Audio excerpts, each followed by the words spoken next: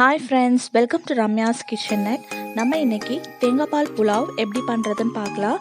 அதுக்கு முன்னாடி என் சேனலுக்கு சப்ஸ்கிரைப் பண்ணாதவங்க ப்ளீஸ் சப்ஸ்கிரைப் மை சேனல். இப்போ ஒரு தவாவில் 2 ஸ்பூன் கீ இல்லைன்னா ஆயில் ஆட் பண்ணிக்கோங்க.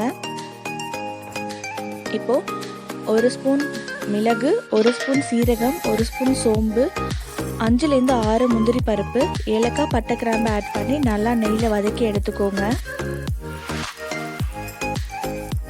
நல்லா வதங்கினதுக்கப்புறம் ஒரு சின்ன சைஸ் பெரிய வெங்காயம் நல்லா நைஸாக பொடி பண்ணி அதையும் நல்லா நெய்யில் சேர்த்து நல்லா வதக்கி வச்சுக்கோங்க.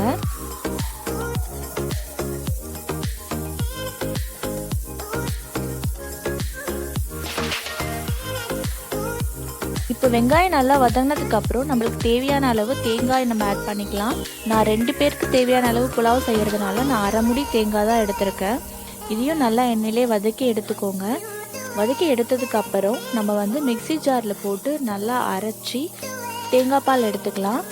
தேங்காய் பால் அளவு பார்த்தீங்கன்னா, இப்போ நீங்கள் 1 டம்ளர் அரிசி எடுத்தீங்கன்னா அதுக்கு 2 டம்ளர் தேங்காய் பால் வர அளவுக்கு நீங்கள் நல்லா அரைச்சி எடுத்துக்கோங்க. இப்போ நம்ம தேங்காய் பால் எடுத்தாச்சு.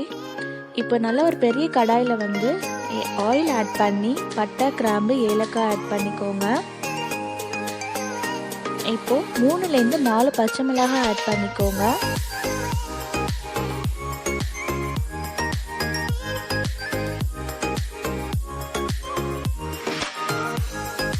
இப்போ தேவையான அளவு முந்திரி பருப்பு ஆட் பண்ணிக்கோங்க. இதெல்லாம் நல்லா வதக்கி விட்டதுக்கு அப்புறம் புதினா ஆட் பண்ணிக்கோங்க.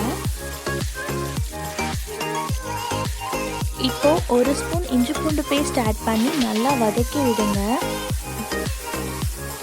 இதெல்லாம் நல்லா வதங்கினதுக்கு அப்புறம் நம்ம எடுத்து வச்சிருக்க தேங்காய் பால் ஆட் பண்ணிக்கலாம்.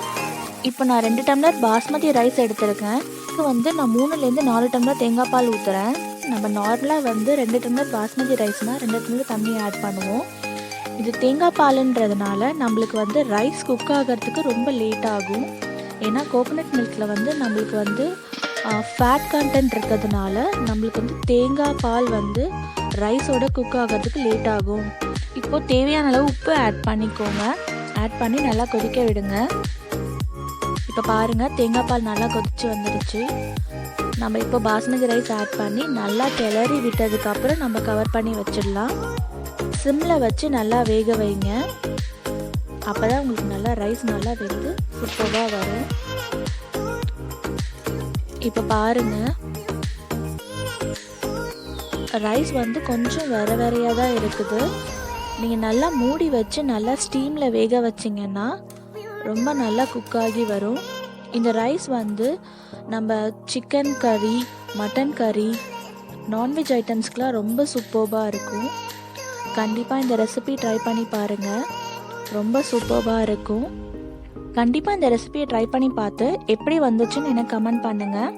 என்னோட வீடியோ பிடிச்சிருந்ததுன்னா please like, share and subscribe. Thank you.